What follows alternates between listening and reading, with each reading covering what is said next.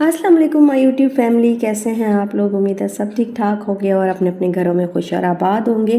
अल्लाह ताला आप लोगों को खुश रखिए, आबाद रखिए और हर तरह की नागहानी आफतों मुसीबतों और बलाओं से आपको महफूज रखिए। आमीन सुबह आमीन।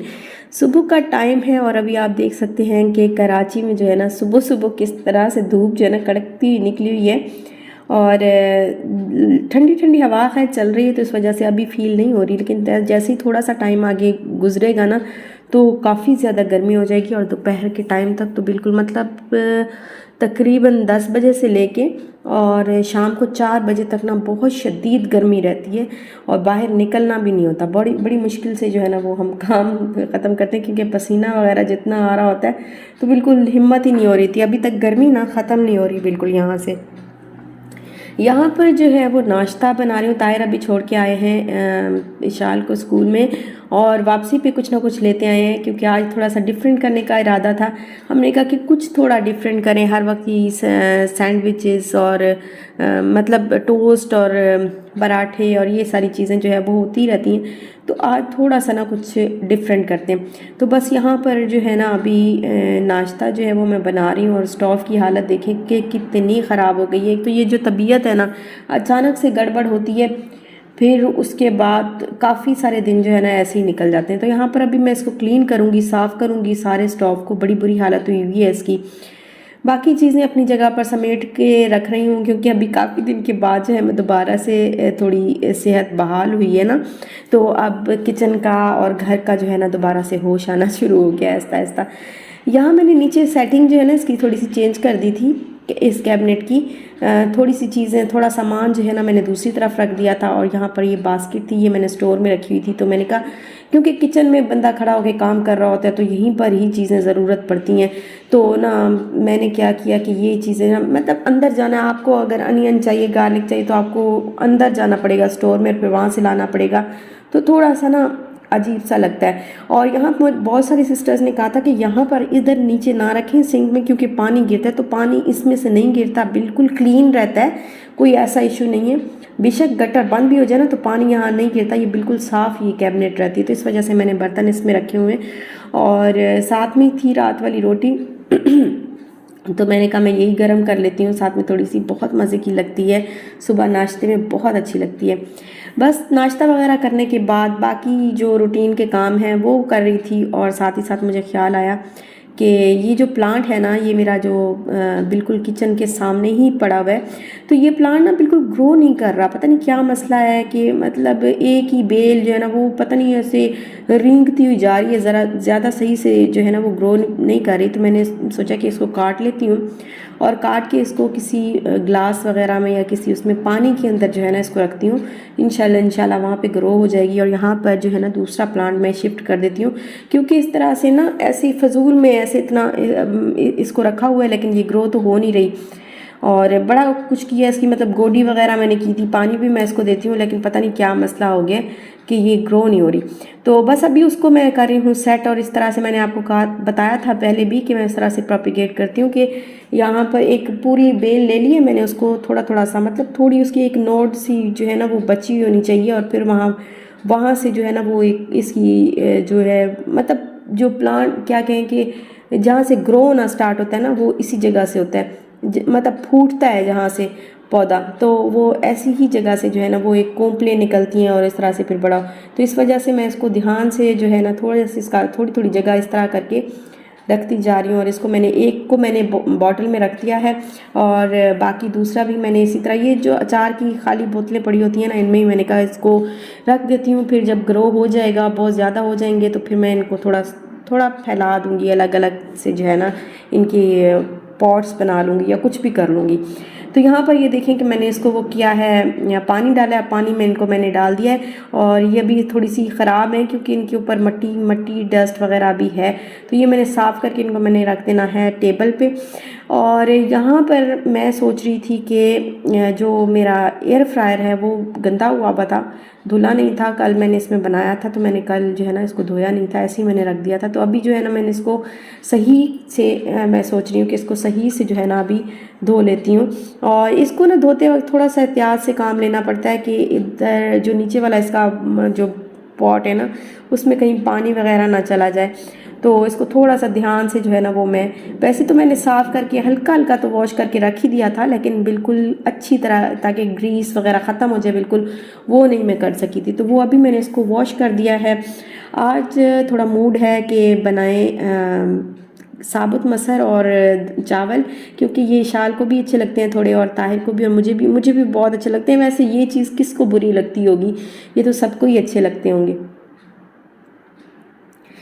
बस चावल वगैरह मैंने भिगो के रख दिए हैं, दाल भी भिगो के रख दी है, और अभी जो है ना मैं सोच रही हूँ कि पहले स्टोव को क्लीन कर लेती हूँ, क्योंकि गंदे स्टोव पे काम करने का फिर मज़ा नहीं आता। तो पहले जो है ना मैं करने लगी हूँ स्टोव क्लीन, क्योंकि ये बहुत ज़्यादा जो है ना वो डर्टी हुआ था। अब इसको ज़्यादातर जो है ना मैं विम के साथ साफ़ करती हूँ।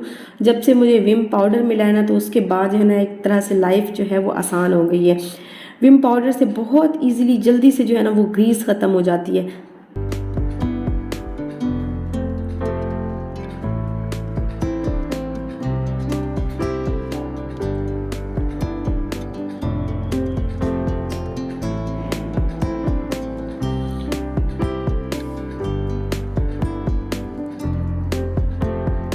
तो बस यहाँ पर थोड़ा सा मैंने सोप लगाया, और थोड़ा सा ही वो लगा के अभी मैं इसको अच्छी तरह से रब कर रही हूँ। और साफ़ कर लिया था मैंने, वैसे ज़्यादा गंदा नहीं था इधर उधर से, लेकिन बस ये है कि कोई ना कोई चीज़ जैसे गिरती है ना, तो वो नीचे से चाय वगैरह या कोई भी चीज़ थोड़ी बहुत गिर जाती है, तो वो थोड़ा सा ख़राब हो जाता है। तो वो मैंने साफ़ कर लिया है अल्हम्दुलिल्लाह। अब सारा जो है वो किचन भी और स्टोव भी बिल्कुल क्लीन हो चुका है।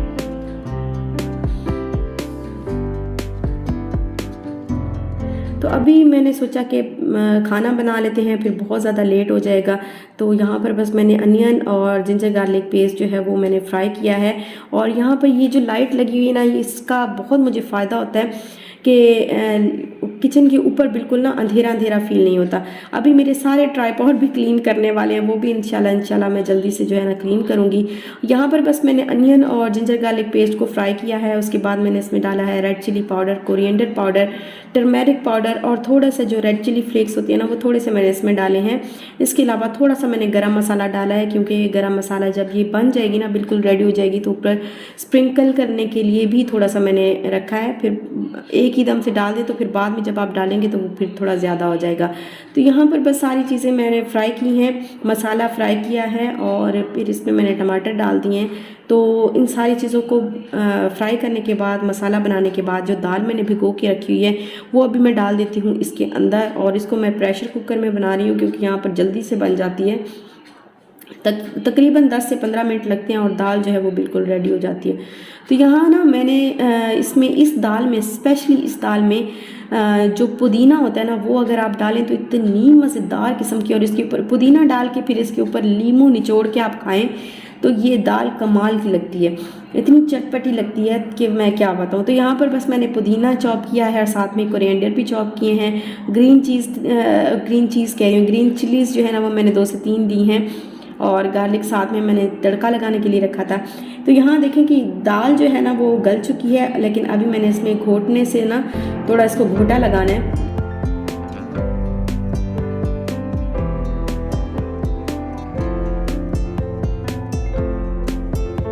क्योंकि घोटा लगाना जो है वो बहुत ज़रूरी होता है। एक ऐसे अलग अलग से ना दाल मज़े की नहीं लगती। तो इससे थोड़ा सा ना मतलब एक ग्रेवी टाइप का और बड़ा अच्छा सा जो है ना उसका टेक्सचर बन जाता है।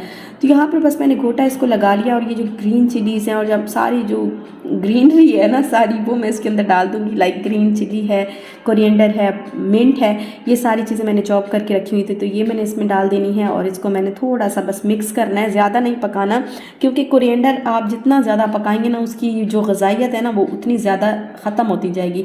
तो बस कोरिएंडर बिल्कुल लास्ट में ही ऐसे हल्का सा डालते हैं, और फिर फ़ौरन से जो है ना स्टोव ऑफ कर देते हैं। बल्कि आप कच्चा भी इवन के डाल सकते हैं, लाइक आप खाना पकाने के बाद, स्टोव ऑफ करने के बाद भी उसमें वो डाल सकते हैं कोरिएंडर। तो यहाँ पर ना मैंने गार्लिक लिया था और सफ़ेद ज़ीरा लिया था, उसका मैंने लगाया है तड़का। और ये दाल जो है अल्हम्दुलिल्लाह हो गई है रेडी, और साथ में राइस जो है ना वो भी मैंने रखे हुए थे। तो खाना यहाँ पर हमारा माशाल्लाह से रेडी है। साथ में मैंने और तो कुछ नहीं था, बस टमाटोज़ और अनियन थे, तो मैंने कहा जल्दी जल्दी से यही वो वैसे मैं इसके साथ मैंगो सालसा जब बनाती हूँ तो बहुत मज़े का वो लगता है, लेकिन अभी मैंगोज़ का सीज़न ही नहीं है तो वो कहाँ से जो है ना हम बना सकते हैं। खैर, खाना वगैरह खाने के बाद अभी था शाम की चाय का टाइम, तो अभी मैंने चाय के लिए जो है ना वो तैयारी करने लगी हूँ कि आज चाय जो है वो मुझे ही बनानी है, क्योंकि तायर थोड़ा सा बिज़ी हैं, वो आज चाय नहीं बना सकते हैं।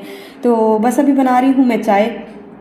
और स्टोव देखेंगे माशाल्लाह से कितना क्लीन लग रहा है। अच्छा, यहाँ है नेक्स्ट डे और डायरेक्ट मैं नेक्स्ट डे पे आ गई हूँ। मैं आपके साथ और कोई रूटीन शेयर नहीं कर सकी, तो यहाँ पर नेक्स्ट डे बस आज थोड़ा सा मूड था कि हम ऐसे करते हैं कि आज ना पोटैटो कटलेट्स बना लेते हैं। तो उसी के लिए मैंने आलू जो है वो बॉईल करने के लिए रखे थे और साथ में ये आटा मैंने गूंद दिया है। तो इसकी रेसिपी जो है बहुत दफ़ा मैं दे चुकी हूँ, मेरे चैनल पे आपको बहुत बार मिल जाएगी। तो मैंने कहा आपका टाइम वेस्ट करने की बजाय बस जल्दी जल्दी आपको बस थोड़ा सा आपके साथ शेयर कर देते हैं कि हाँ, हमने इस तरह से कटलेट्स बनाए थे। और इसका जो बैटर है ना वो मैं इस तरह बनाती हूँ कि इसमें तकरीबन 4 टेबलस्पून मैंने बेसन लिया है, तो 2 टेबलस्पून मैदा लिया है और उसके साथ ही मैंने इसमें रेड फूड कलर डाला है, रेड चिली पाउडर डाला है, सॉल्ट डाला है और सफ़ेद ज़ीरा डाला है। इन सारी चीज़ों को डाल के अच्छी तरह पानी के साथ मिक्स किया मैंने और थोड़ा सा रनी रनी सा बैटर बना के उसमें मैंने डिप करके ना इस तरह से ये टिक्कियाँ बनाई हैं। तो ये टिक्कियों का कलर जो है ना वो बहुत ही कमाल का आता है इस तरह से अगर आप बनाएं।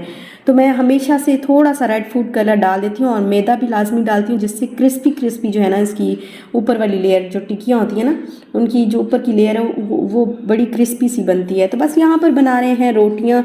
और अभी यहीं तक था मेरा आज का व्लॉग। अगर आपको अच्छा लगा हो तो लाइक शेयर सब्सक्राइब ज़रूर करिएगा। खुश रहिएगा, खुश रहने दीजिएगा, दुआ में याद रखिएगा। इंशाल्लाह फिर मिलते हैं नेक्स्ट वीडियो नेक्स्ट व्लॉग के साथ। तब तक दीजिए इजाज़त। अल्लाह हाफिज़।